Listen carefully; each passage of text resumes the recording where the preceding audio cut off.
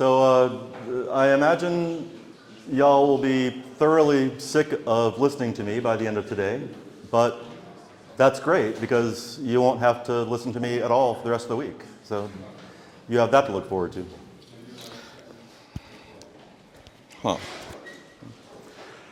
Okay, so because I did not cover everything I wanted to cover, nearly, in the first lecture, but I really do want to talk about some of the material I was originally planning on talking about this afternoon about black hole thermodynamics and quantum gravity. I spent the lunch period going over both sets of slides and incorporating some slides from what had originally been the afternoon lecture into one gigantic set. And I think it's possible, in some sense of possibility, logical, maybe, metaphysical, I don't know, maybe physical possibility that we'll make it through all of it. So,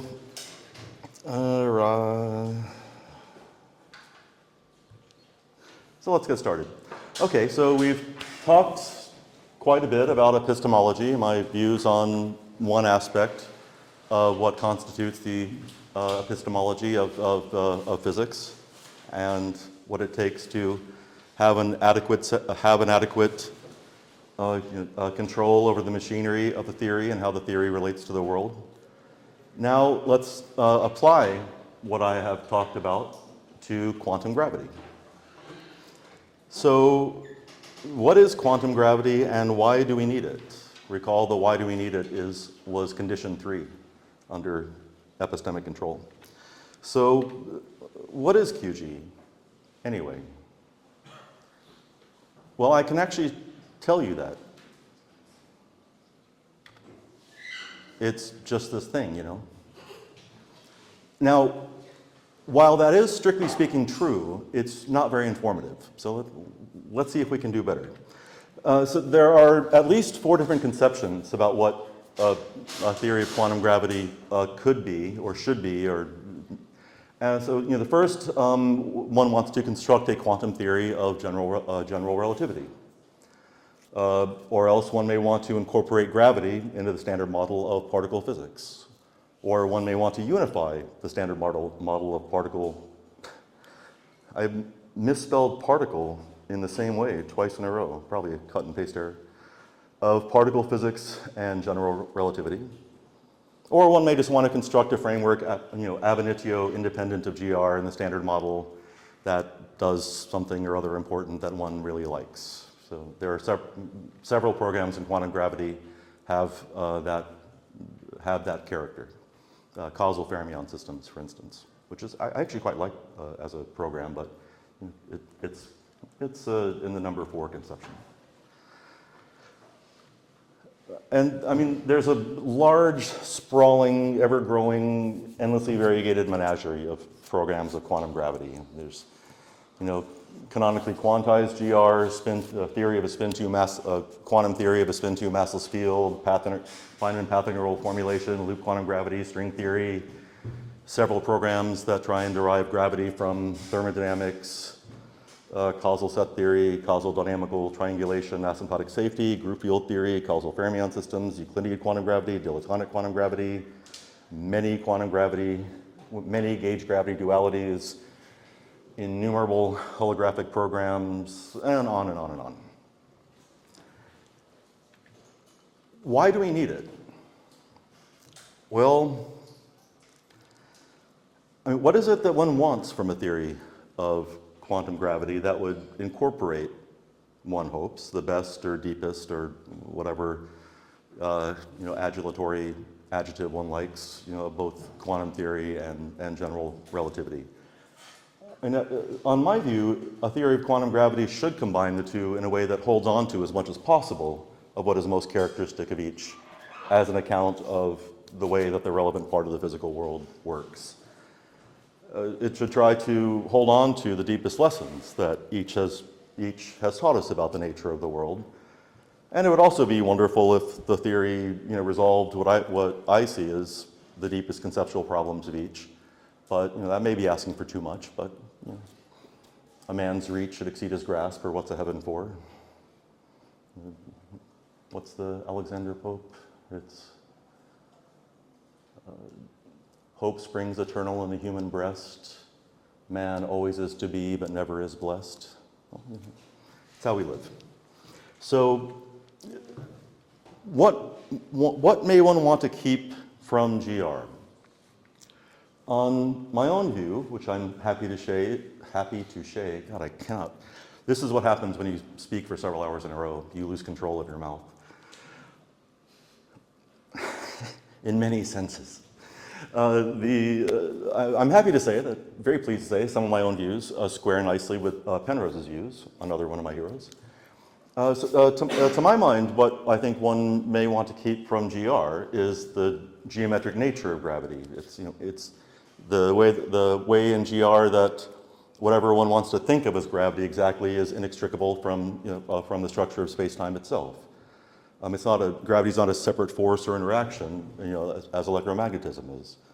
And ultimately, this means that no matter what exactly the field equations may be, whether they're Einstein's or something else, if GR turns out to be wrong, above some spatiotemporal scale and below some energy scale, and among many other scales, space-time and gravity are jointly well modeled using the machinery of Lorentzian geometry, the mathematical framework within which GR is formulated in standard formulations.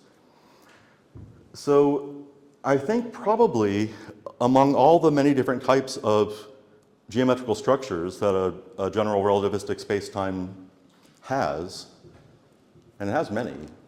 It has a point set structure, it has a differential structure, it has a topology, it has a causal structure, it has a projective structure, it has an affine structure, it has a conformal structure, it has curvature, it has a metric. And they all fit together in these very subtle and really deep and rich ways. Probably, to my mind, the causal structure is, if I'm going to hold on to anything at all in going to deeper theory, that's what I'm probably going to want to hold on to. And I mean that in two ways. Not only in the sense that the symmetries, that the structure of the way that the Lorentz metric encodes a causal structure imposes particular forms or constrains particular forms of symmetries and dynamics that matter fields can manifest. But also the fact that the causal structure, one of the really beautiful things about the causal structure in GR is that it by itself already encodes almost all of the metric. In a sense, one can make precise. If I know the conformal structure of space-time, if I know the null cone structure, then I can tell you everything about the metric except for the volume element. Which is why you will sometimes see this phrase that the causal structure gives you 9/10 of the metric. The metric has 10 independent components, and you get everything except for one, the volume element. It's not a mathematically precise statement, but it's nicely evocative. I think, to my mind, the deepest conceptual problem of general relativity, given the way that we tend to try and think about the world, is that GR doesn't give us any principled way to distinguish matter from geometry. And that may sound like a strange claim. To those of you who have really studied and thought about GR, well, what could be easier than to distinguish matter from geometry? Matter is some fields living on the space-time manifold, and geometry is the metric and all the other stuff I just mentioned. But if you actually really try to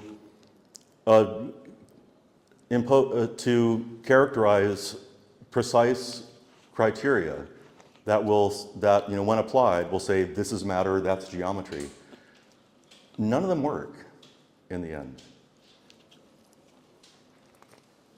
At least not all the many, many ways I've tried, and not the many ways I've seen other people try. And the obvious way is to say that matter is associated with Ricci curvature and gravity geometry is Weyl curvature. And the reason why that is why that seems kind of obvious. So recall the Einstein field equation. Capital GAB is the Einstein tensor. Capital TAB is the stress energy tensor of all the matter fields on the space-time. But you know, the Einstein tensor is the Ricci tensor minus 1/2 the Ricci scalar times the metric. And so you can rewrite the Einstein field equation using this as follows.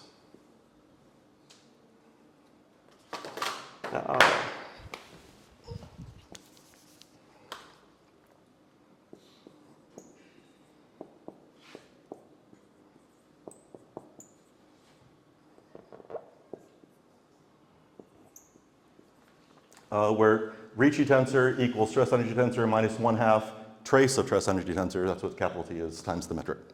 So you have non-zero Ricci tensor when and only when the stress energy tensor vanishes. I'm sorry, doesn't vanish.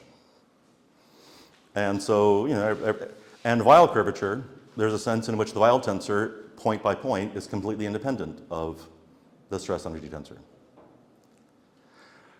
Now, I've given the one subtle reason why this doesn't work, why saying, okay, matter is whatever is associated with Ricci curvature, and you know, geometry, gravity is everything else, is because in fact, even though point by point, the Weyl tensor doesn't depend on the stress energy tensor, the divergence of the Weyl tensor does in fact, I can never remember the exact coefficients, but it's some formula basically that contains sums of gradients of the stress energy tensor. So the Weyl tensor is not actually, Weyl curvature is not actually independent of stress energy. It just doesn't depend on it point by point, but it's sensitive, but the divergence is sensitive to the gradient. So that doesn't work. And in any event, on a more conceptual level, the two are in a sense fungible. They are interchangeable. Sorry, Enzo, I can't see you because of the screen, but I need a break. Let's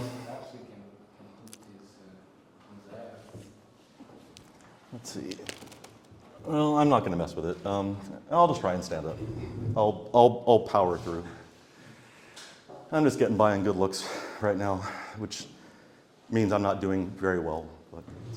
So, you know, you can have Weyl curvature transform into matter through the Hawking effect, where you know the black hole curvature, because the black hole curvature is essentially all Weyl curvature, and as that shrinks, you know, as the black hole shrinks and Hawking radiation is emitted, Hawking radiation is matter. It's, you know, photons, electrons, whatever fields are present.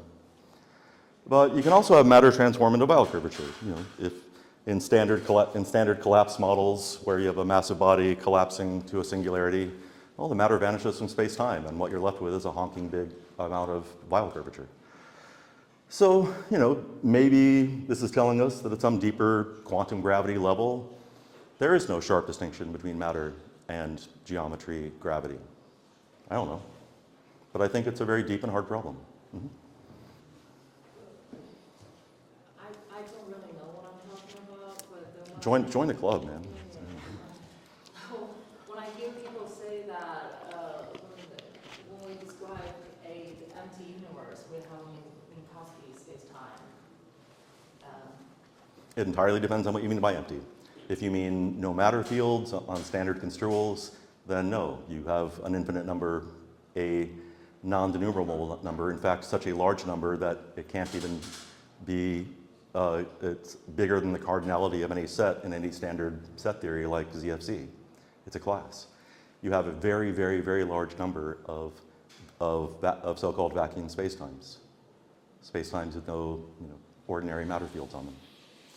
So it's only basically only relationalists and dynamical view theory people like Harvey Brown who think that empty spacetime must be Minkowski. Einstein himself was incredibly unhappy with the fact that there are many vacuum solutions to the Einstein field equation that aren't Minkowski spacetime. And he always saw that as a profound defect in the theory, in fact. But that's, to my mind, that's just because people don't take seriously enough the idea that the metric field is something. It's physical in just the same way that this table is physical.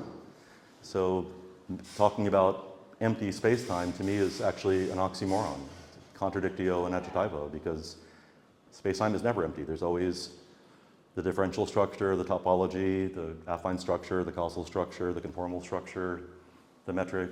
You have all kinds of stuff happening in quote unquote empty spacetime. So it's empty. What essentially would there be a thing in T in the tensor energy when is it zero or no? So when there are no or on standard construals and standard ways of understanding these things, when there's no ordinary matter present, then there's no stress energy. The stress energy tensor is zero. So in that sense it's empty, right? Yes, exactly. Okay. So what may one want to keep in a deeper theory and why for quantum theory? Well, to my mind, what I really want to hold on to is what is encoded purely in the structure of the dynamics and the algebra of observables. That's what to me is most characteristic about quantum theory. That gives you entanglement, which to me is the most quantum of all quantum stuff. And I mean, it's not necessarily superposition, but it may be the case. I don't think there are any hard, rigorous results known along these lines. You may not be able to have entanglement without superposition, but to me, entanglement is what is profoundly and most profoundly and weirdly quantum about quantum mechanics, and what really is what quantum theory has most deeply taught us about the world. So, but this, if that's what you like, if that's what you want to hold on to, then this gives rise to what to me is the deepest conceptual problem for quantum theory, which if you like, well, I'll get there in a moment. So, and to me it's that if I just give you a Hilbert space and the algebra of self-adjoint operators on it, to represent the observables of the theory. So what I've in effect given you the dynamics, because the possible dynamical evolutions of the system are just the unitary flows that you get from exponentiating the Hamiltonians, the self-adjoint operators. In fact, there is no way, and one can make this precise, in fact, with some pretty theorems. That's the paper unpublished manuscript of mine. There's no clear distinction between interaction on the one hand and dynamical evolution on the other. And I can very quickly tell you what I mean by that. So in classical physics, in Newtonian physics, anything governed by Newton's second law, dynamical evolution is represented by a vector field on the space of states. The integral curves of the vector field are the dynamical flows of the evolution of the system. An interaction is an impressed force. So Newtonian particles whizzing around the room. I have a big stick. I whack the particle with a stick. I've impressed a force on it. You represent that impressed force, that interaction, by a separate, completely different kind of vector field on the space of states. The families of vector fields that represent dynamical evolutions are different, distinct, mathematically and conceptually, from the family of vector fields that represent interactions. There's actually a very, very rich and beautiful geometrical and algebraic set of structures that accrue to those families of vector fields. And correlatively, in fact, it turns out quite magically that if that's all you know, if I just give you if I just give you a manifold and tell you this is the space of states of some system, and I give you those two families of vector fields, you can actually distinguish, based just on that, what counts as configuration and what counts as velocity. You can actually reconstruct the entirety of Newtonian spacetime from that. And in fact, you can also identify a naturally distinguished dynamical vector field which represents free evolution when the system is perfectly isolated. You don't have any of that in quantum theory. In quantum theory, dynamical evolutions, as I mentioned, are generated by exponentiating a self-adjoint operator, the Hamiltonian. But interactions are exactly the same thing. The only way to represent an interaction in quantum theory is adding an interaction Hamiltonian. It's another unitary flow. Interactions and evolutions are the same thing. And correlatively, and this is where entanglement comes and plays its role, it is not always possible to cleanly separate the degrees of freedom of a quantum system from the environment that it's quote unquote interacting with. And that's, you can see that illustrated quite dramatically in the fact that if I have my Hilbert space for my quantum system and I'm using it to represent that system, if I now want to represent the system as interacting with something else, I have to change the space of states. I have to construct the tensor product of my Hilbert space with the Hilbert space of the environment.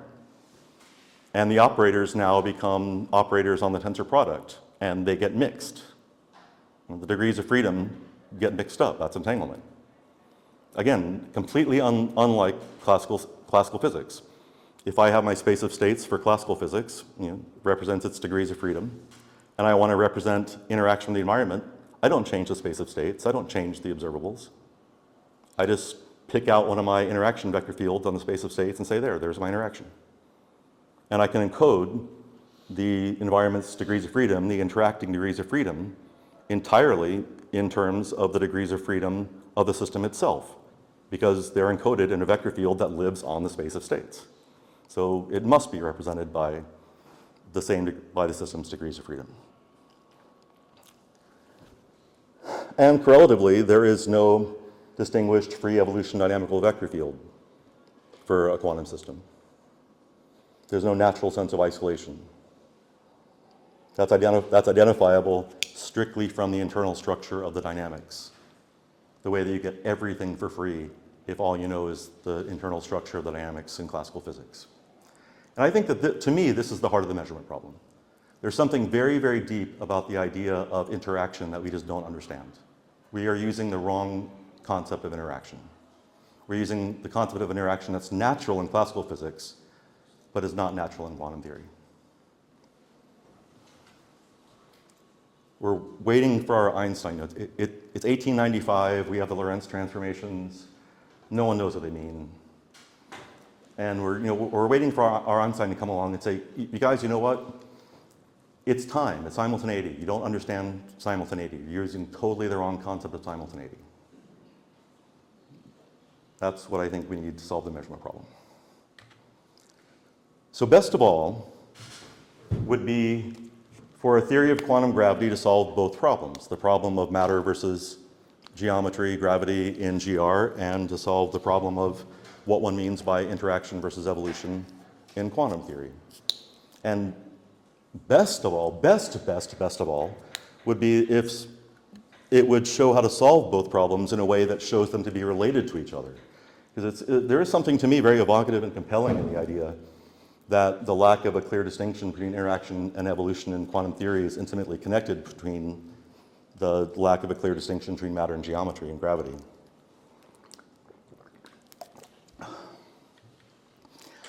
What, however, is the necessity, if any, for the development of a theory of quantum gravity? Why not be satisfied with a semi-classical treatment of gravity of some form? You have a classical space-time, you have a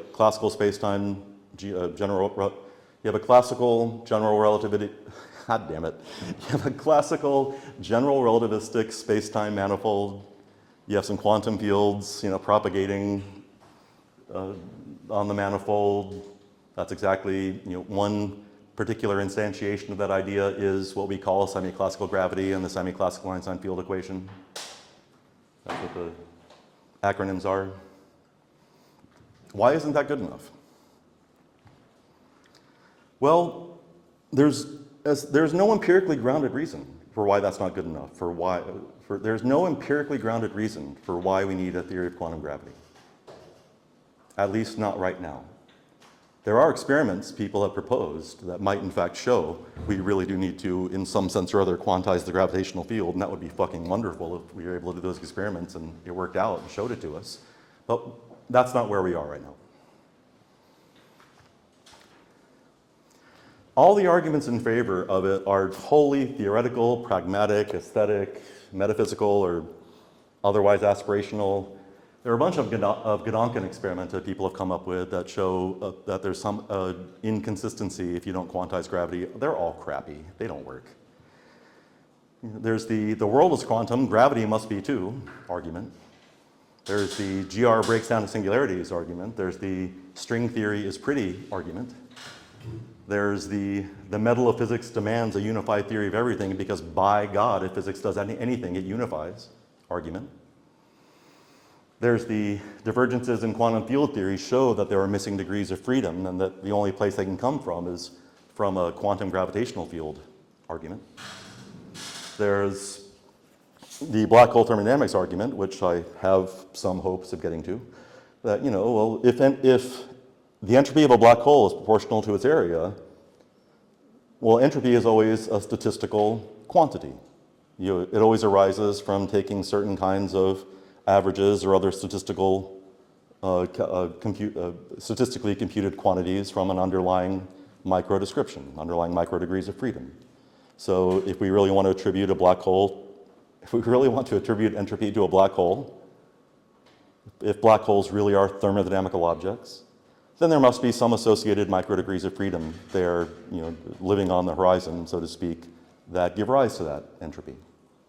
Because nothing in classical GR can do that job. There's nothing remotely like some set of micro degrees of freedom associated with the event horizon of a black hole that allows you to derive statistically an entropic-like quantity. There's the I can't understand the world until I have a primitive fundamental ontology, and that is given by a physical theory. I wish Tim Maudlin were here. There's the I need something sexy for my grant proposal argument, and you'd be really surprised how often this argument comes up, at least implicitly in practice. I'm really trying to control my going off on tangents. You'll probably notice I love going off on tangents. I'm really trying to control it, so I'm not going to tell you the story about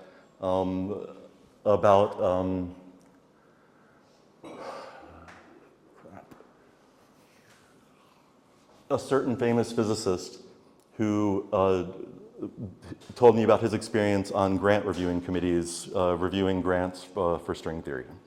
But buy me a glass of wine, or I'll buy you a glass of wine, or you can buy everyone a glass of wine, and I'll tell you the story. Clearly, some of these arguments are more compelling than others. I personally think probably the most compelling one is I need something sexy for my grant proposal, honestly. Probably the most widely bandied about argument is, gravity, space-time, geometry, whatever. It's a physical theory. All other known physical theories are subject to quantum theory. All other known physical phenomena are quantum in nature. So gravity should be 2, GR should be quantized. I find this unsatisfying for many reasons. And pretty much my dissatisfaction with all the other kinds of arguments boil down to similar reasons. So I'm just going to go through this one. Gravity is really, really, really different from the other three fundamental forces that we know of. The ones treated so successfully by the standard model of particle physics. Here's one very important way in which gravity, GR, is really radically different. There's a certain kind of universality that gravity has. Everything is affected by gravity. Everything gives rise to a gravitational field. That's certainly not true for any of the other three forces. Electrically uncharged matter does not give rise to a Maxwell field, and it's not affected by a Maxwell field. And that universality is expressed in the fact that all matter fields contribute in the same way to stress energy. But gravity doesn't. Now, one wants, in some ways, in some contexts and in certain ways, to attribute energetic-like quantities to gravity. If that weren't the case, gravitational wave detectors wouldn't work. But you can't, it is a theorem that you cannot construct a stress energy tensor for gravity. There is no second order homogeneous concomitant of conformal weight 0 of the metric. So so GR is already telling us something. So it follows that whereas for all matter fields, for everything else, all energetic-like quantities are encapsulated in a hyperlocal object. Tensors live at individual space-time points. But insofar as we want to try to attribute energetic-like quantities to gravity, it has to be at best quasi-local. Something like integrals of some funky quantity over a closed, bounded two-surface in space-time. But there's no tensor that represents an energetic quantity for gravity. So GR itself tells us that gravity is special, different in a very profound way from all other fields to which quantum theory straightforwardly applies. We know how to calculate the stress energy tensor for every field in the standard model. And this is a tension and a possible incompatibility between the two. But it is one reason why I don't find the argument everything else is quantum, so GR should be too, very compelling. Everyone else is doing it, so I'll do this bad shit. And just for your own curiosity, if you're interested, I give you a small selection of references to papers discussing the why quantize gravity issue. So I guess I could have had a concluding slide there, but in sum, I think probably, besides I need something sexy for my grant proposal, I think probably the medal of physics demands it is my other favorite argument. But I don't think we have a good understanding of why we need quantum gravity. We want it. Many of us want it anyway. But need it? If we do need it, we don't understand why.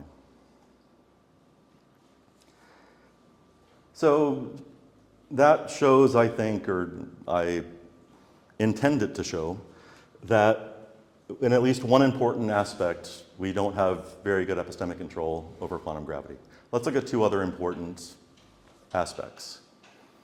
Whether we have an empirical rendition for it and what it would take to have an empirical rendition for it and what its regime of applicability is. Hey, I'm doing pretty good.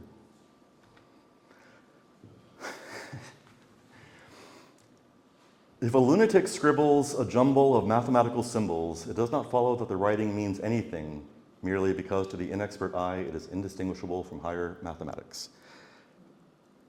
I cannot tell you how many times this quote has floated across my mind when I've been reading some papers in quantum gravity, in many different programs of quantum gravity. I'm actually going to beat up, even though it's actually one of my favorite programs, and I think it's probably the single most, insofar as there's any success whatsoever, I think it's probably the single most successful one.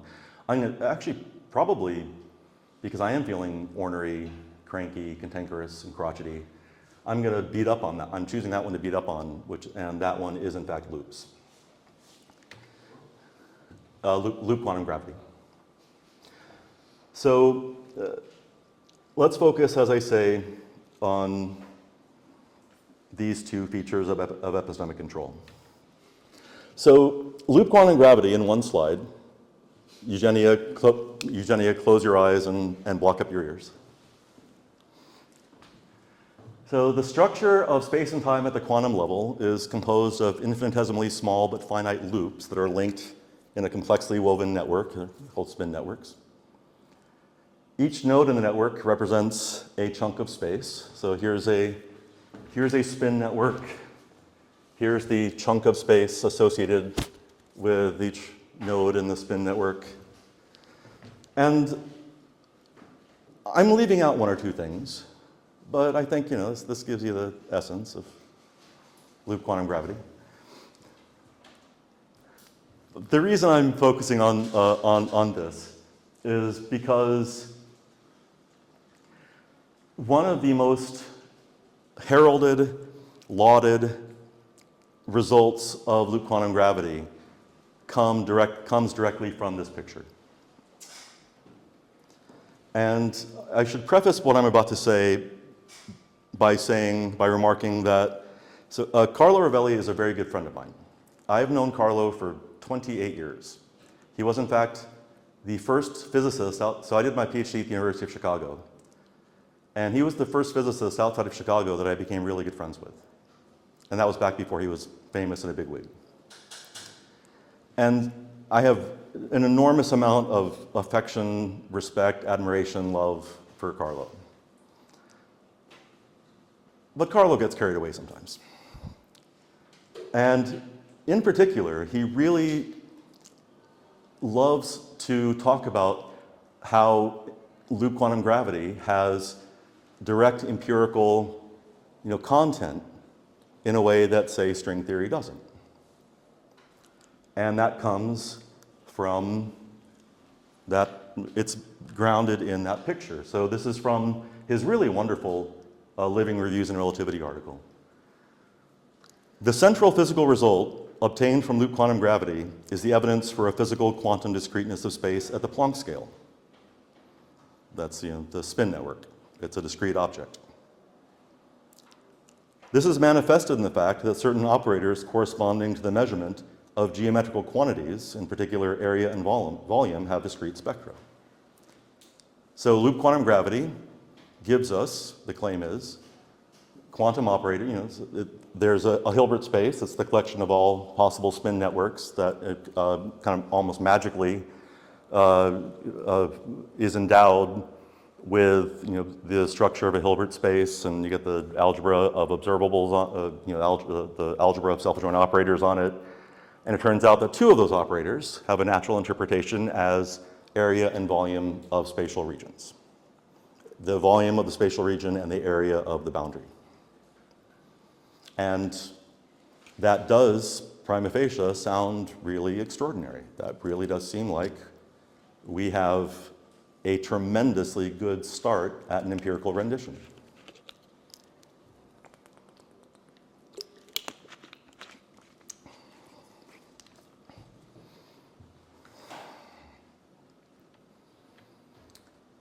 And just very sketchily, Eugenia, close up your ears. The area operator counts lines in the spin network. Those correspond to faces in the associated spin foam. I'm not going to tell you what a spin foam is. If you're curious, ask me later. Or even better, ask Eugenia. That's a geometric area, insofar as these are geometric objects. And the volume operator counts vertices in a spin network corresponding to lines in the associated spin foam, and there's a very natural sense in which you can think of that, insofar as these are geometric objects, as the volume of the geometric object.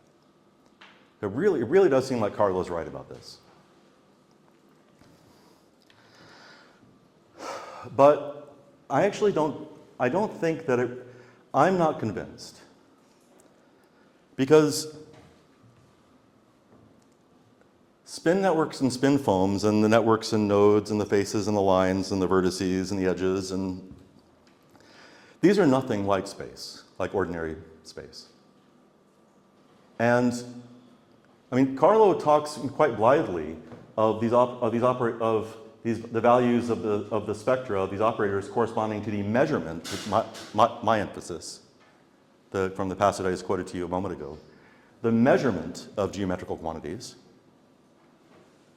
But no measurement procedure is ever proffered, whether related to ordinary spatial measurements or not. I don't know of a single proposal for anything remotely like a measurement of area that will return an element of the spectrum of the area operator.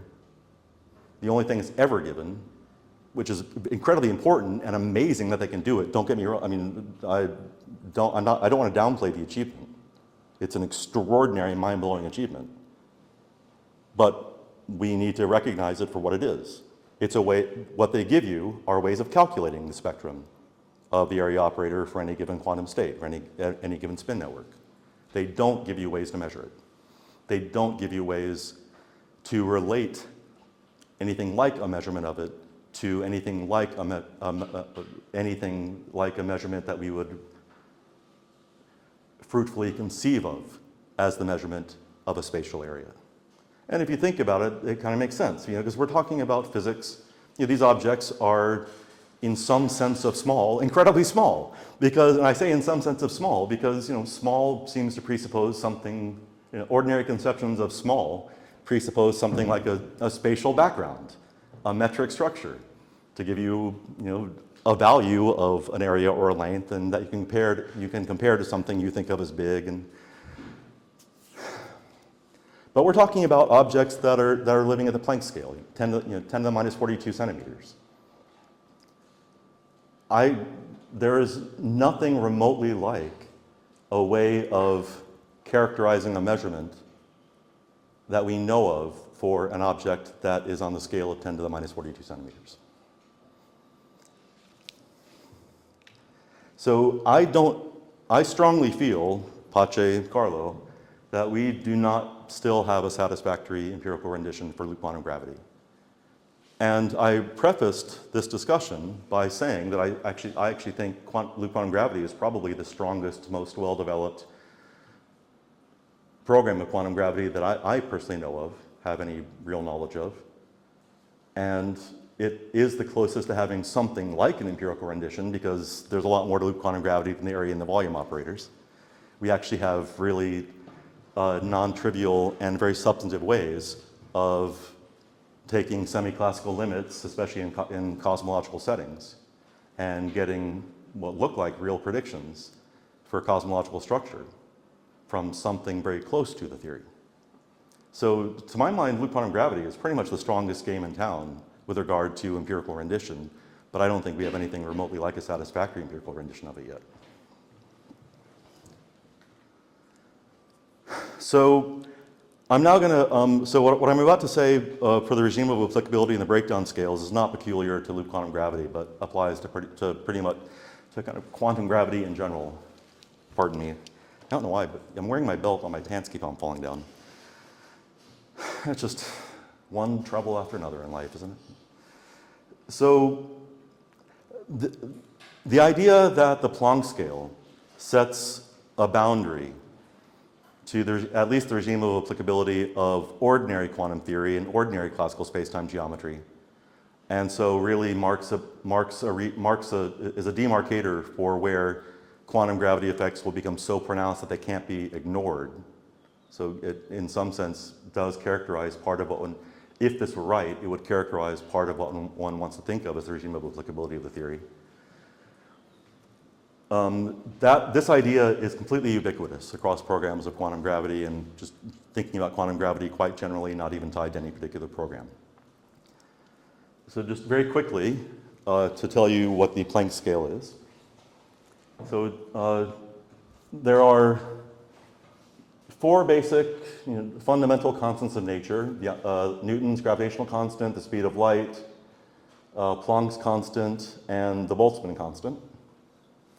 And because each has a characteristic physical dimension itself, it turns out, again, quite magically, there's no necessity I know of why this should have been the case. But each of the four has very different physical dimension, and they differ in exactly the right way, so that by combining the four of them in different ways, by multiplying and taking radicals and raising the powers, you can derive quantities of every single other physical dimension of every other physical quantity we know of. So these are called the Planck units, because like everything else in physics and math, it's named after someone who wasn't the first person to discover it. The Planck length is that combination of the constants. It's pretty damn small. Did I say 10 to the minus 42 centimeters before? I did. I can never remember numbers. I was off by 10 to the 5, which in astrophysics is like order unity. So there's the Planck time. There's the Planck nothingness. That's number 3, apparently. There's Planck energy, Planck mass, and on and on and on. And these really are, except interestingly enough for the Planck mass, which is, that's pretty mesoscopic, 10 to the minus 5 grams. That's a flea egg. That's something you come across sadly in everyday life. But everything else is pretty extreme. 10 to the minus 37 centimeters, well, that's pretty damn small. 10 to the minus 44 seconds, it's pretty damn fast. 10 to the 28 electron volts, that's really fucking energetic. The highest we can get at the LHC in CERN is 10 to the 12 electron volts. And the idea that the Planck scale, that there's something very special about the Planck scale, that it's the scale at which quantum gravity, among other things, is unavoidable. Quantum gravity effects are unavoidable. It's completely ubiquitous in the literature. But I mean, of course, one has to be careful what one means by the Planck scale, because pretty clearly nothing very special is happening with flea eggs, except that they hatch fleas and they bite you, but that's not relevant in this context. So generally when people talk about the Planck scale, they mean something like the length or the time or the energy. Or there's also a Planck curvature, which is a value associated with the Kretschmann scalar in general relativity. It's a really, really, really big high curvature. So those are the things that people mean when they talk about blithely, they talk about the Planck scale.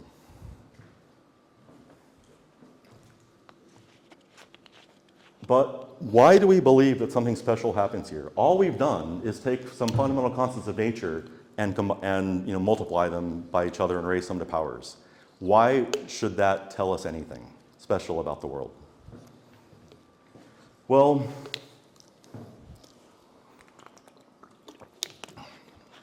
it's also not entirely clear what one means.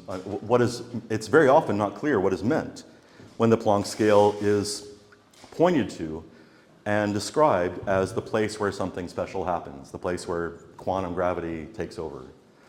Does that mean it's the scale at which quantum gravity effects predominate, not just manifest themselves? But once you're at that scale, you can't use anything else but quantum gravity? Is it the scale at which classical geometry, spatiotemporal structure breaks down in some way, whatever exactly that means? Is it the scale maybe at which matter and geometry become indistinguishable? Well, there's pretty compelling evidence and arguments from results in the LHC and from perturbing standard couplings and theoretical. So there's empirical evidence in the LHC in combination with theoretical arguments that involve perturbing standard couplings and looking at the RG flows that suggest that the standard model of particle physics is just fine all the way up to Planck energies. So nothing very special is happening there if these arguments and evidence is right. And these seem to me as compelling as anything in this field. So the form of argument that's usually given when people give arguments at all for the fundamentality, for the centrality, for the importance of the Planck scale, for demarcating breakdown scales of various phenomena or theories, almost always follow this one pattern. Produce a thought experiment of trying to measure something or other that's ordinary quantum field theory or classical space-time geometry at some scale close to or below or just above, depending on what you're talking about, the Planck scale, and something catastrophic happens or some inconsistency follows. I find all of these to be terrible because they all they all implicitly assume that there's more or less one way of measuring the thing that they're interested in at that level. So there's a famous argument, one should never underestimate the ingenuity of experimentalists. They will always find a new way to probe a phenomenon, to extract information from it based on some novel way of probing the system that the poor theoretician never dreamed of. So there's one very popular argument that combines two different ways of localizing a particle and what the limits are on localizing a particle. So in quantum field theory, you can't really spatially localize a particle to a region smaller than its Compton wavelength. And in general relativity, you can't squeeze a particle and have it remain a particle to smaller than its Schwarzschild radius. And it turns out that those two limits are equal at the Planck scale. Quite remarkable. By its, evocative, suggestive, not clear what it means, but certainly striking. But almost all arguments based on thought experiments that rely on this, that invoke this fact, will proceed to say, and any attempt to measure the particle at smaller scales than this limit will inevitably cause a collapse to a black hole, or will inevitably cause such a massive variance in the momentum, because when you squeeze in quantum theory, when you squeeze spatial dimension, you spread out momentum, that something else catastrophic or inconsistent will happen. But these are terrible. Every single one of these arguments depends on a particular way of measuring spatial extent. And in any event, in quantum theory, spatial localization depends on the variance of spatial location. Why should stress energy density track that? So I've never heard, you guys probably think I believe nothing. I keep on saying I've never heard a compelling argument for this, I've never heard a compelling argument for that. Well, basically I do believe nothing. I don't even believe y'all exist. I'm just here talking to myself. I have fun doing it. I believe some things, but as I began by remarking this morning, I'm going out of my way to really be as critical and cranky as possible, to try and leaven the loaf, because I guarantee you, when Ricard gets up here and starts talking, it's just all going to be sunshine and rainbows and roses and unicorns farting, gold. And I love Ricard for it, but he goes overboard sometimes. So I'm going overboard in the other direction. Yeah, but I just don't know of a really compelling argument for why the Planck scale should be so special, or why that should demarcate part of the boundary of the regime of applicability and be part of the breakdown scale for any theory of theories above or below quantum gravity.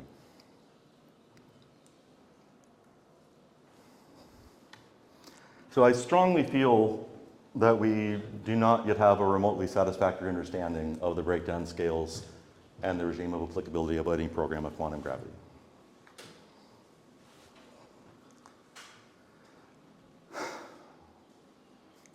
This is me being cranky again. Since we're in Italy, I thought I would quote one of my 3 favorite movies. This is for those of you who've seen it, and if you haven't, this is like the Wallace Stevens poem, get up and leave right now and go watch it. It's the most amazing fucking movie you'll ever watch. So Fellini's 8.5, Luisa, Guido, the main character, Luisa, his wife, and Luisa's talking to Guido, how can you stand living like this? It's not right to lie all the time, never letting people know what's true and what's false. Is it possible that for you it's all the same, everything? And she doesn't mean lying. She's not talking about lying in the sense of, ordinary, banal lies. The check is in the mail. I fell down onto a stick of lipstick, and that's why there's lipstick on my collar. She's talking. In the movie, Guido is a director, is a film director.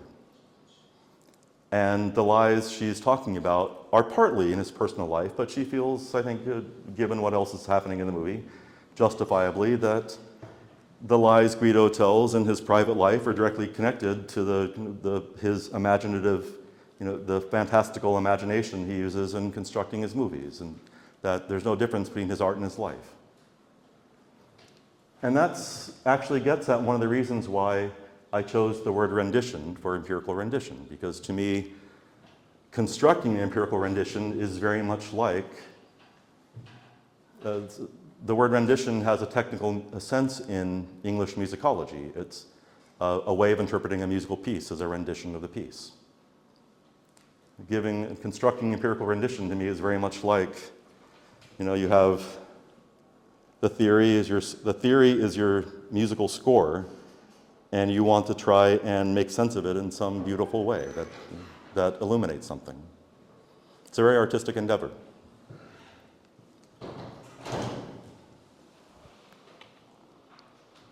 But these theoretical physicists working in quantum gravity, they have no shame. They talk as though, and I mean, string theory is the worst, but Carlo does it with loops, and Felix Finster does it with causal fermion systems, and everyone does it with their own favorite. They proclaim the good news, like John the Revelator. This is the truth. I am the way, I am the truth, I am the light. But, I use the simile of John the Revelator quite intentionally, because I think that the way that they talk and what they say, one might worry it has some apocalyptic element to it as well. Because I think that the way that they sell what they have accomplished and oversell what they have not accomplished, it really does damage to science on many different levels. I just mentioned two here. One, I think it does real damage to public perception and trust of science. Two, I think it does, I didn't mention, but I should have, it radically misleads non-specialists, non-scientists about what science is. And three, and I've seen this, I've watched this happen over the past 25 years, my own professional career. It's just been horrifying. There are whole generations of young physicists being raised and cultivated to believe that you can do real physics in the complete absence of any contact with empirical evidence. Go to Harvard, to the Black Hole Initiative, to Andy Strominger's group, and talk to his PhD students. Andy is one of the leading lights in string theory. And these people are rabid fucking fanatical zealots. They will tell you string theory is right, and they will tell you all the great accomplishments of string theory. And if you don't know anything about string theory, it sounds amazing. And if you do know something about string theory, and you're careful and to listen to what they say, you'll realize that most of what they're saying actually is false. String theory hasn't actually accomplished everything that they've said. It's almost all conjectures and rather poorly formed arguments and aspirational claims and wishes. But the way that they think and talk, it is frightening.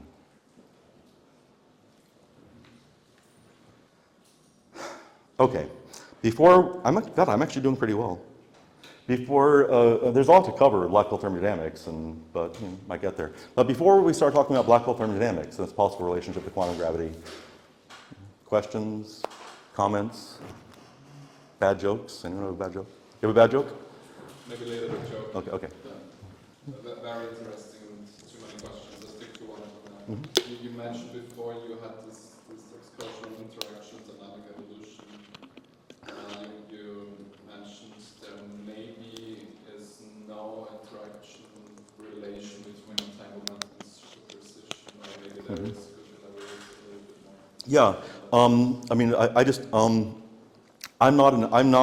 I don't have a mastery of this literature, so there may very, but I have talked to people who do have masteries of literature, and they tell me that there is no hard, technical, precise result that is along the lines of you can't have a theory that has entanglement, with these features that seem, that's the way entanglement works in quantum mechanics, unless you have superposition, which is in the way that superposition works in quantum mechanics.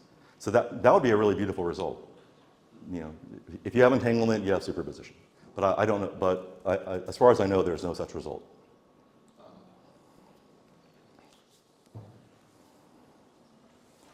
I'm not saying it's not true. I just don't. I don't know of it, and people who know a lot more than I do about the field don't know about it.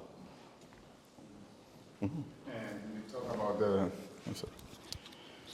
two deepest conceptual problems, one from Yard and the other one. On my view. Yes. Okay, yeah. But then, I don't know if I understood wrongly, but you said in some sense that this semi-classical gravity is solving those problems? No. Okay, so I just simply understood wrong. I can easily believe I said something like that because I'm getting a little punchy after talking for several straight hours.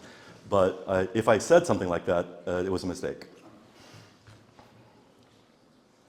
No, semi-classical gravity not only doesn't solve any deep conceptual problem, it actually raises an enormous host of new, very deep and hard conceptual problems. It's the same concerning those two. Yeah, and even more. Given that you're so critical of all these quantum gravity theories and At least that's the part I'm playing today. and what do you think should be the direction in which new physics research should be done? If not, I don't think that there's anything intrinsically wrong or bad about the way most of the research is actually carried out. I think that there is a serious lack of recognition about the status of what the research is, the epistemic status of what the research is. I think I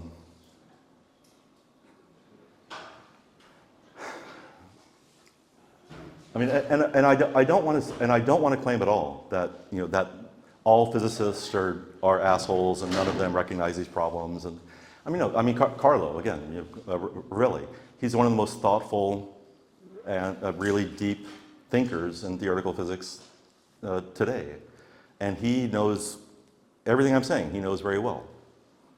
It's just that even he, as thoughtful as he is and as careful as he can be, will sometimes kind of lose control and start making rather grandiose claims that aren't really substantiated, in my opinion, aren't really substantiated by what has actually been accomplished. And so I think that, I do think that most physicists, and as I said at the very start of the talk when I was mentioning the three other speakers, I'm incredibly happy that Eugenia is here because I think Eugenia is a very thoughtful physicist who also really worries about this stuff. Don't give me that look.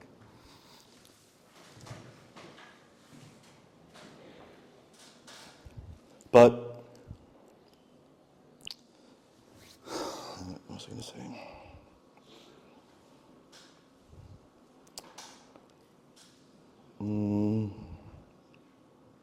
Right.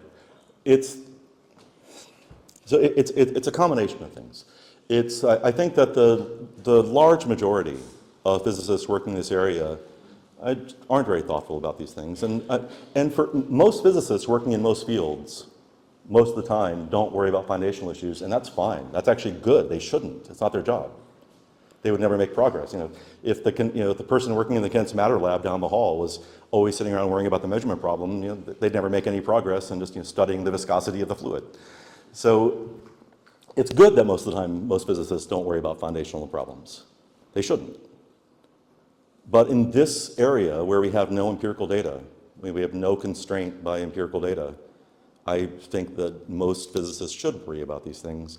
And the fact that they don't, I think, has really led them to a pretty profound misunderstanding of the status of what it is that has and has not been accomplished. But, wait, there's a couple more hands. So okay. Yeah, so at my university there's a string theory group. I'm sorry. And so they talk about their field and comparisons to other projects, and they seem to be quite convinced that their approach is the quote-unquote best. And they give the argument that other approaches like loop quantum gravity require lots of assumptions that they don't have to make in string theory. And I was wondering whether this, according to you, would elevate string theory above other projects. Yeah. Epistemically. Yeah. That's a pretty common argument that string theorists will make. And no, to me that doesn't really cut any. That doesn't cut any ice. for one thing, if you like that if that is a feature of a physical theory that you do find very appealing for whatever reason, it's not that, say, loop quantum gravity, anyone has ever shown that necessarily loop quantum gravity has to make these assumptions. It's just that our knowledge of loop quantum gravity is such right now that we do have to make these assumptions. No one's ever shown that there's no other way of doing it that does away with all those assumptions. So if the claim is just, as things stand right now, string theory is better off in that regard, and that's a feature of a theory that you like, then yeah, string theory is better in that way. Sure. But that's not the way string theorists say it. String theorists will say they have to make those assumptions and we don't, which is not at all substantiated by what we know. I understand. Okay. And but for me personally, I don't care how many assumptions you have to make. If you get a better theory in the sense of empirical adequacy, I'm pretty old-fashioned and conservative in this. I like to think of myself as this freewheeling rebel, but not in this regard. I'm really old-fashioned and conservative. I like empirical data. I like contact with the empirical world. And at the end of the day, if you have to make 86,000 assumptions to get a good theory, to get a theory that's good in that sense, and you have to make one assumption to get a crappy theory that makes no contact with the empirical world, I'm going to take the theory with the 86,000 assumptions.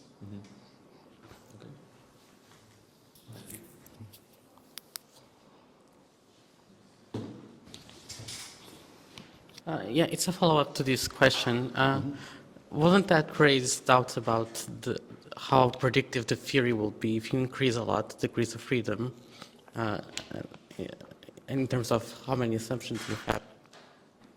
So I'm sorry. You were speaking quietly. I couldn't hear. If this wouldn't raise some worries about how many degrees of freedom you will have in the theory, and so how predictive it will be. I see. So it's not. Well, there's one sense in which the more degrees of freedom you throw in, the more predictive your theory is. But that's clearly not what's meant. I take it the idea that you're gesturing at is that, well, if you just add in enough bells and whistles and wheels and levers and gears and stuff, you can pretty much generate any prediction you want to match anything we see in the physical world. Yeah, that's absolutely a worry. The word ad hoc is often thrown around in this regard. And if your theory is ad hoc in this way, yeah, that's bad. But loop quantum gravity to my mind, is nothing like ad hoc in that way. For instance, since that's the program since we're talking about string theory, that's the program string theorists most often will try and trash, probably because it's the most successful competitor in many ways. But the fact that, to the best of my knowledge, it's really the case that there's only one real parameter in loop quantum gravity that isn't fixed by the internal structure of the theory itself, and that's the inertia parameter. And so if you have one free parameter in loop quantum gravity and no free parameters in string theory, which, by the way, I don't believe that claim anyway, but that's what they say. Well, having one free parameter doesn't sound very ad hoc to me. And it doesn't sound like that's going to give you, all the predictive power can just magically encapsulated in this one free parameter. So yeah, I'm not worried about that. At least not with regard to loops.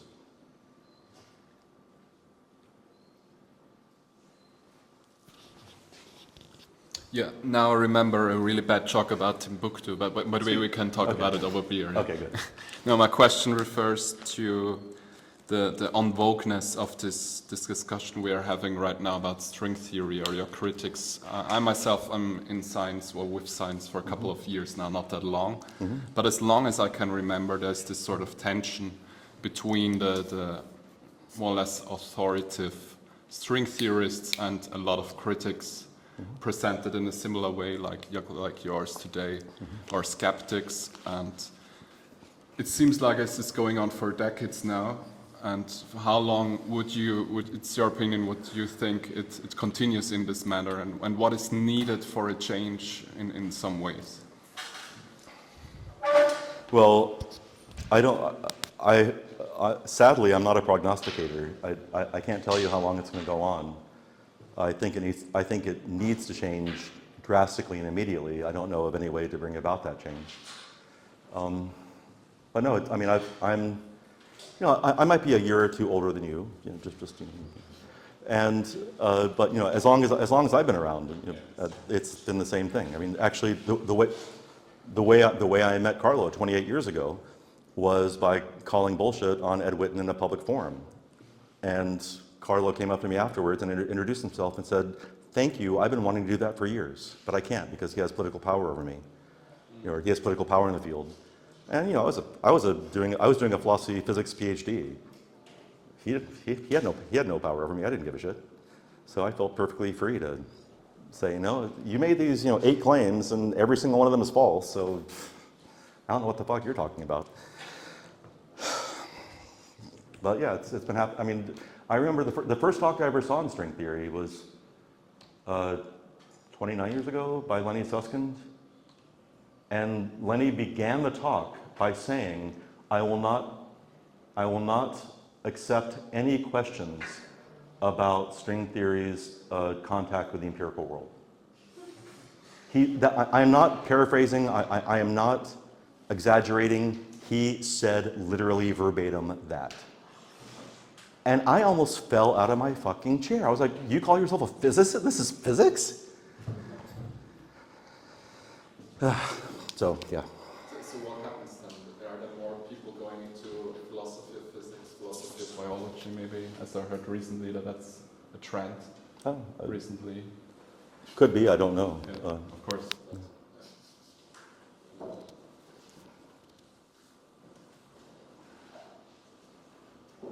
Okay, great. Let's talk about black hole thermodynamics. So,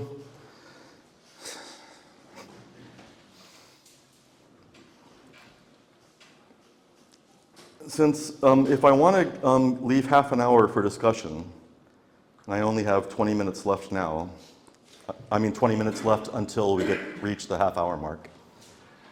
I think I'm not going to have time to read all my great quotes, so you'll just have to look them up on the slides. I'm going to give them to you. Steve Martin's the best. He's a very deep philosopher. At least read this one. One of my favorite books. What bizarre shit. Okay, black hole thermodynamics. It is, without a doubt, the most widely accepted, most deeply trusted result in theoretical physics in which general relativity and quantum field theory and thermodynamics work together in seemingly fruitful harmony. And this is especially remarkable when one reflects on the fact that we have absolutely no experimental or observational evidence for any of it, nor hope of gaining empirical access anytime soon to the regimes where such effects may appreciably manifest themselves. These investigations are therefore necessarily speculative in a way that's unusual even in theoretical physics. And technically sophisticated, conceptually deep physical questions really are inextricable from very subtle philosophical considerations that span ontology, epistemology, methodology, again, in a way unusual even in theoretical physics. Why do we trust it? Because we really, really, really do, and I'm using the communal we. You talk to any theoretical physicist on the planet almost and say, do you believe in the Hawking effect? Is the Hawking effect real? And they will absolutely say yes, vehemently say yes. I myself would, I think, bet 1 beer that the Hawking effect is real, but I don't think I'd bet 2 beers. People really deeply believe it. A common answer to why, when pressed, the more thoughtful physicists like Steve Carlip, who's pretty awesome, I don't know why I'm picking this up, it just bothered me, will say something like this. The Hawking temperature and the Bekenstein-Hawking entropy have been derived in so many independent ways in different settings and with different assumptions that it seems extraordinarily unlikely that they are not real. Consilience, that most puissant of all epistemological tools. If you can't believe a consilient result, you can't believe anything. Well, not so fast. I mean, to be a bit glib, and for the first time in this entire day, I'm going to be a bit glib.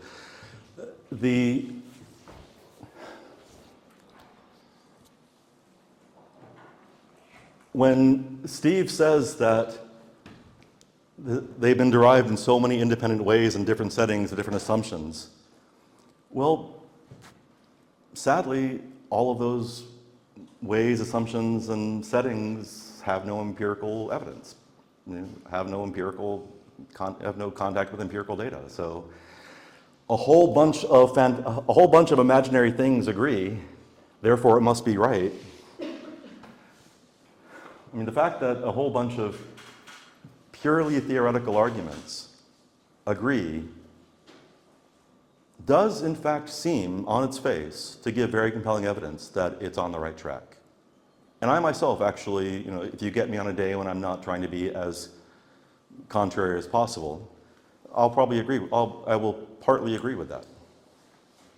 But I think one still has to be careful, even on my less cranky contrary days. More care than Steve is showing here is called for. And again, but he is putting his finger on something very deep and important. Because one of the most fascinating aspects of, let's now just talk about the Hawking effect, is the extraordinary multiplicariousness of derivations of it. They differ radically in mathematical rigor of the chosen matter plus space-time framework, the mathematical and physical character of the associated structures, the physical principles that are assumed or required, the types of physical systems treated, the approximations and idealizations required and used, the form of the conclusion itself, the physical origin of that form, the regime of propriety and the adequacy of the conclusion, the physical perspicuity and intuitiveness of it all. And I'm not going to, I thought I would have time to actually go through and really show you in some detail how many different kinds of derivations there are, because there is a point to it. But sadly, I don't have time to do that, I think. So I'm just going to give you a sense of some of the things one has to make a decision about. So you're hanging out, Saturday afternoon. Maybe it's raining outside, it's cold, you don't really want to go anywhere, you're feeling kind of lazy.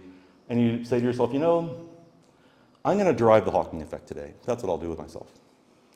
Well, you're going to have to make some choices and some decisions about where to start and where you're starting from and where you're going. You first of all have to make some decisions about what space-time and what kind of space-time you're working in. And some of the more common choices, so when you're talking about the shape and the character of space-time, you generally speaking, either you start with an exact solution, almost always one of these, and there are actually several more, or you give kind of an abstract characterization and say that any space-time satisfying these conditions, having these properties, but I'm not going to bother spelling out an exact solution to the Einstein field equation.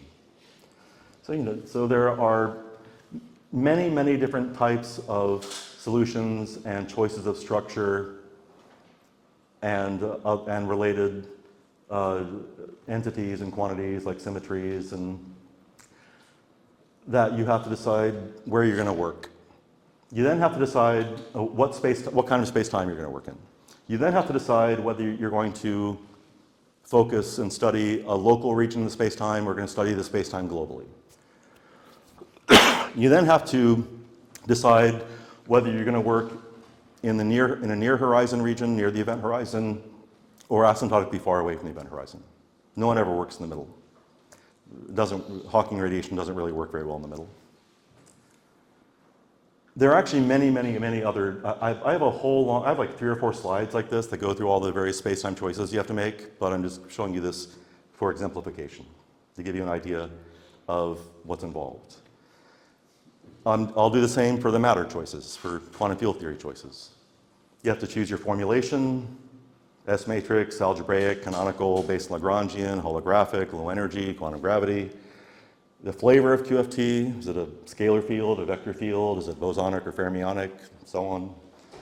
Do you have to choose, you might need to choose a particular kind of state, a particular state, or a particular abstractly characterized kind of state.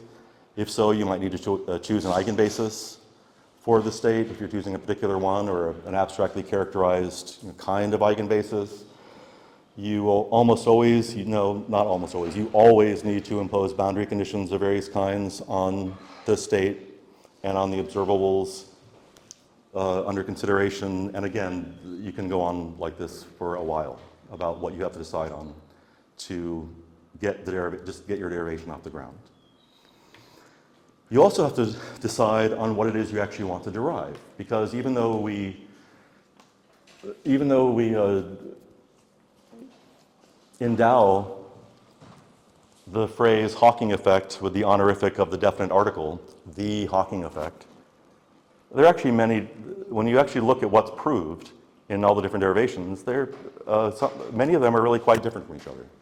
So, I mean, what you want is radiation in some form or other, far away from a black hole, and you want it in some regime. It's either energetic or spatiotemporal or something else. You want it in some region again, local, global, interior space-time, asymptotic. You want it to be characterized by some sort of quantities or properties of quantities, so you can either characterize it by expectation values of relevant quantities or probability distribution over occupied modes of the field, or a local or a global state of a particular sort. Maybe you're really jazzed by algebraic quantum field theory, and so you're going to need a KM state. Or by energy flux with a certain kind of characteristic spectrum, or by the behavior of particle detectors. You have to decide what it is your conclusion for their derivation will be. And then after you've made all of these choices and put all the pieces together and run through your argument and reached your conclusion, you're in a position to finally to give an interpretation in an unloaded, shallow sense of the term, Ife, don't worry. You say something like, thermalized radiation is generated by the interaction of a black hole and a quantum field with a temperature, encoded in the power spectrum of the radiation, proportional to the black hole surface gravity. We are warranted in thinking of the radiation as being related to the black hole itself in the same, or at least a relevantly similar way as ordinary blackbody radiation is related to the ordinary matter that generates it.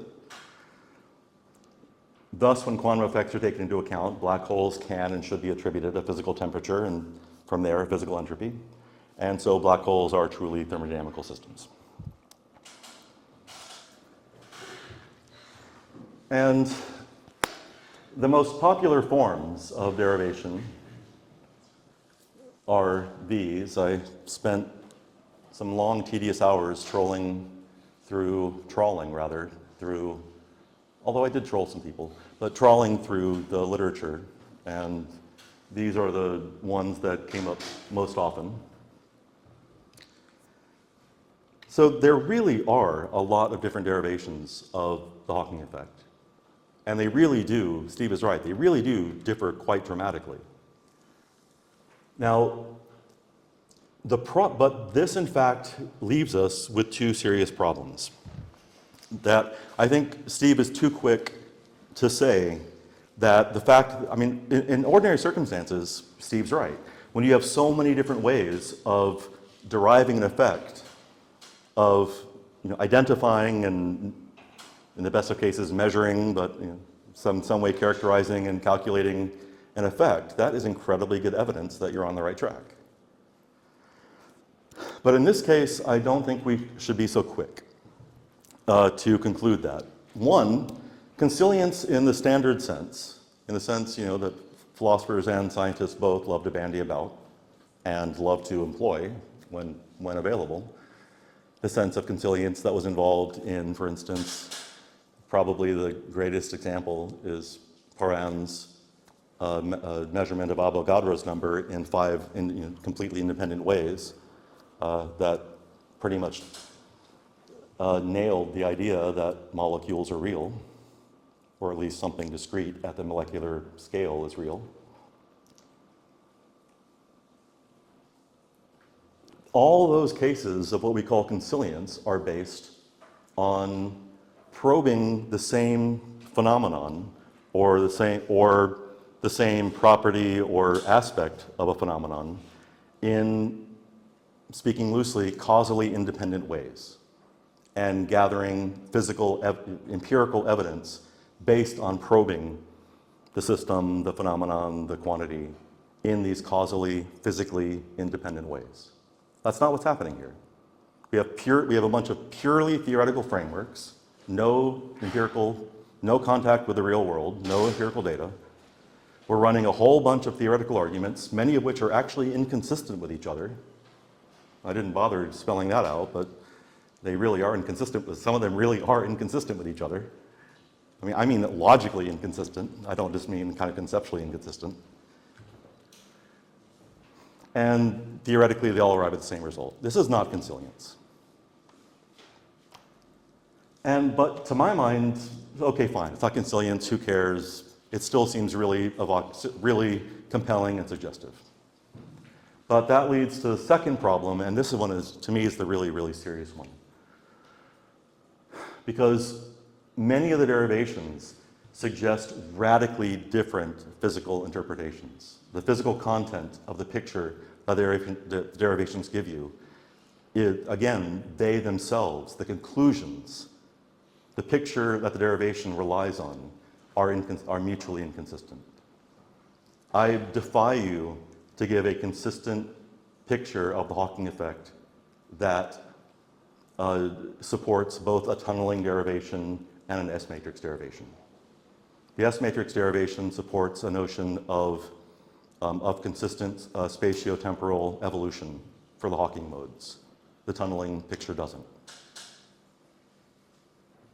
So is it really one thing? Is there really one Hawking effect? Is there any Hawking effect? I don't know. But I really wanted to spend some time talking about black hole entropy and the generalized second law as well, but there just isn't time. But there's a very, very similar kind of multitudinous here as well in black hole thermodynamics. There are many, many different kinds of entropies that are used, that are attributed to black holes.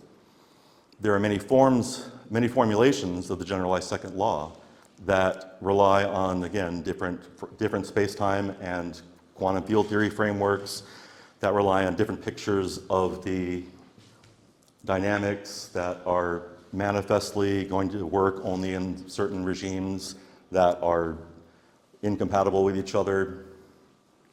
Many of the assumptions that different derivations of the GSL make are manifestly incompatible with each other. So there's a similar issue here with the entropies, the black hole entropy and the GSL. Now, how is all this related to quantum gravity? My God, I might actually make it.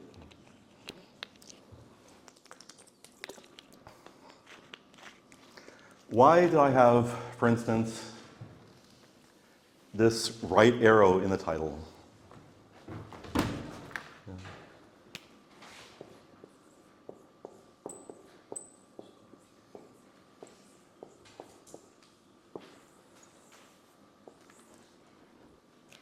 Because it's wonderfully ambiguous. Because no one has any idea what the relationship is between black hole thermodynamics and quantum gravity.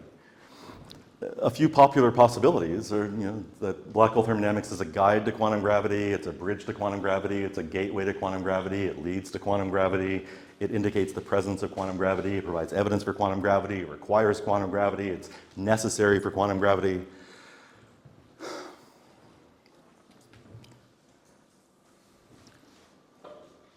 But in any event, whatever position one takes on this issue, what does this arrow mean?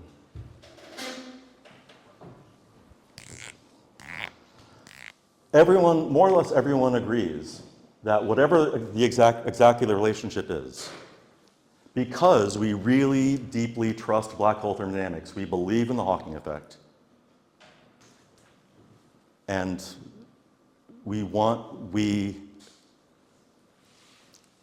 to use this to place constraints on what the quantum gravity microdegrees of freedom can be, what character they can have, and also what kind of statistics will be appropriate to use to do things like derive an entropy. Because as I remarked earlier, Well, if we're attributing an entropy to a black hole, then that really seems very, based on all of our knowledge of entropy in every other kind of physical system, that requires some hidden degrees of freedom, some micro degrees of freedom, and an appropriate way of statistically manipulating those the values of the quantities associated with those micro degrees of freedom in order to derive the entropy, in order to formulate and give arguments in favor of something like a second law. But it may not be so immediately clear, but the Hawking effect actually does the same thing, or does something very similar. Because remember, the reason why we think that the temperature encoded in the power spectrum of the Hawking radiation is the physical temperature of the black hole is because it's proportional to the surface gravity of the black hole. And the surface gravity of the black hole, for instance, if you know the 4 laws of black hole mechanics, the surface gravity of the black hole plays the role of temperature in all of the 4 laws of black hole thermodynamics that are in perfect formal analogy with the 4 laws of ordinary thermodynamics. But in order for us to say that the power spectrum encoded in the Hawking radiation is a real physical proxy for the physical temperature of the black hole, in the same way that every single object in this room is emanating black body radiation. We all are. Anything with a temperature emanates black body radiation, so we think. And we understand it. We understand why. So, if there were a lump of, white hot glowing iron on the table or on some insulating pad on the table, and the standard way of measuring temperatures that high is to use a narrowband pyrometer, which exactly measures the Planckian power spectrum of the emanated black body radiation. And the reason why we think that actually is a real thermometer that measures the temperature of the iron, even though it's never in physical contact with the iron, is because the way the black body radiation is generated, it's generated by the wiggling and jiggling, almost entirely by the wiggling and jiggling of the electrons in the outer shells of the iron atoms. And physical temperature, more or less, we think, is a measure of the variance of the kinetic energy of the molecules, of the wiggling, how the wiggling and jiggling is happening and is distributed. But it's that wiggling and jiggling that's generating the photons that's being sent out in the black body radiation, and the power spectrum of those photons is directly encodes how the electrons are wiggling and jiggling in exactly the right way that the power spectrum tells you what the physical temperature is based on the physical wiggling and jiggling of the electrons. So the power spectrum of black body radiation really is a good physical proxy for the standard sense of temperature for the glowing lump of iron. That's exactly not the case with Hawking radiation. They've been lying to you. Hawking radiation is not black body radiation. It is not, in the semi-classical picture, where the Hawking effect is derived, there are no microdegrees of freedom of the event horizon. The event horizon is a classical object. It's a smooth surface, ignoring cusps and things.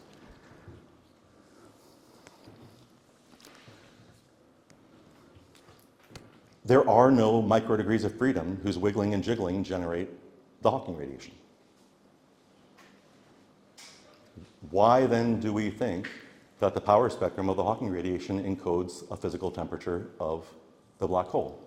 The only answer can be, well, there are microdegrees of freedom of the event horizon. They are wiggling, there is some shit wiggling and jiggling there. That's generating the radiation, and in just the same way that the wiggling and jiggling of the electrons in the iron encodes the temperature in the power spectrum of the emanated black body radiation, that's what's happening with black holes also.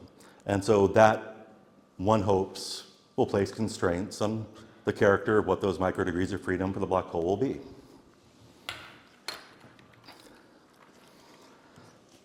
But now comes the problem.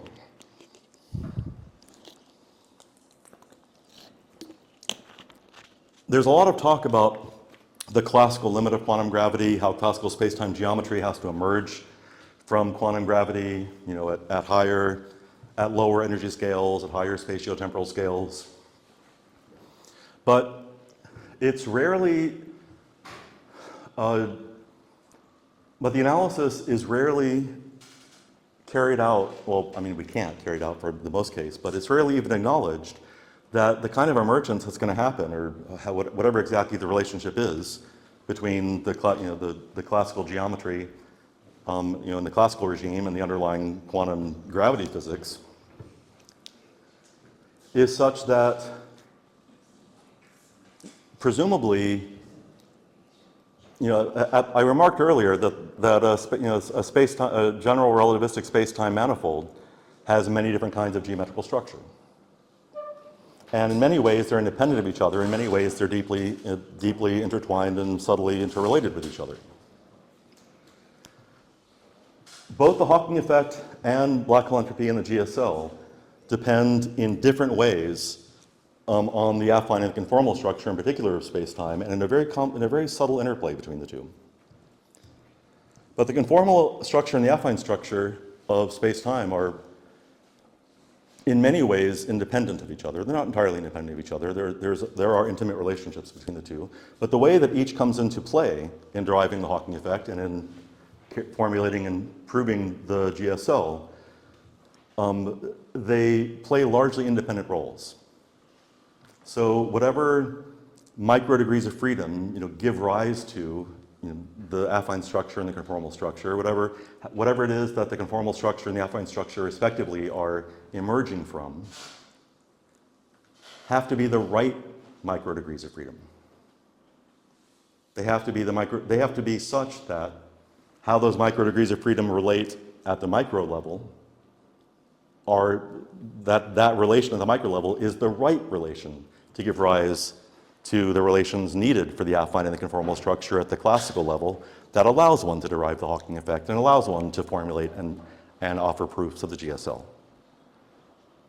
And that, my friends, is a monstrously hard problem that I don't think we have any way of knowing whether in any program of quantum gravity that works out. Because it's also the case that the micro degrees of freedom that we use to calculate the entropy have to be related in certain ways to the micro degrees to the way that the statistical averages is taken for values to get the entropy has to be related in certain systematic ways to the dynamics that give rise to the temperature. And that has to happen at the micro level, and it has to be the case that those micro degrees of freedom, the way they're related at the micro level, has to be reflected in the way that the affine and the conformal structures emerge. No one knows how to prove that in any program of quantum gravity. So the idea that black hole thermodynamics can be used to place constraints on the character of micro degrees of freedom and microdynamics is a very compelling and powerful one. But it's one that we are in no position whatsoever to take advantage of right now, I think. So I'm very close to being finished. Oh, Yifei, I'm sorry, you had a question. Oh, I didn't understand what conformal structure is. The conformal structure is that part of the space-time geometry that's encoded in the Weil tensor. So it's very intimately related to the causal structure. So if you know the causal structure, if you know which space-time events are time-like or null-like related that are connectable by a causal path in the strict metric sense of GR, that tells you the null cone structure, and you can work backwards and derive the Weil tensor from that. The converse relation isn't quite so tight. The Weil tensor strongly constrains, but doesn't entirely determine, at least it is often the case that the Weil tensor will uniquely determine the causal structure, but there are pathological cases where it doesn't. But they're very, very intimately related. So for almost all purposes, when I say conformal structure, just think causal structure. Okay, so we want to use semi-classical gravity as a basis for arguments whose conclusions we want to have confidence in. We want essentially to use it as part of an evidential network to buttress the assertability of claims in black hole thermodynamics and also in quantum gravity. But I mean, that actually should have been quantum gravity, not black hole thermodynamics, I'm sorry. But we have no empirical knowledge about semi-classical gravity. It can't confer confirmation. It can't be used as evidence.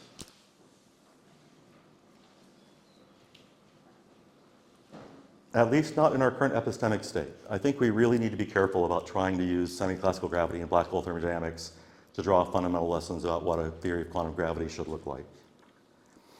So what's going wrong? You won't be surprised to hear my diagnosis. We have little epistemic control over semi-classical gravity and black hole thermodynamics, and many physicists seem not to acknowledge it. Thank you.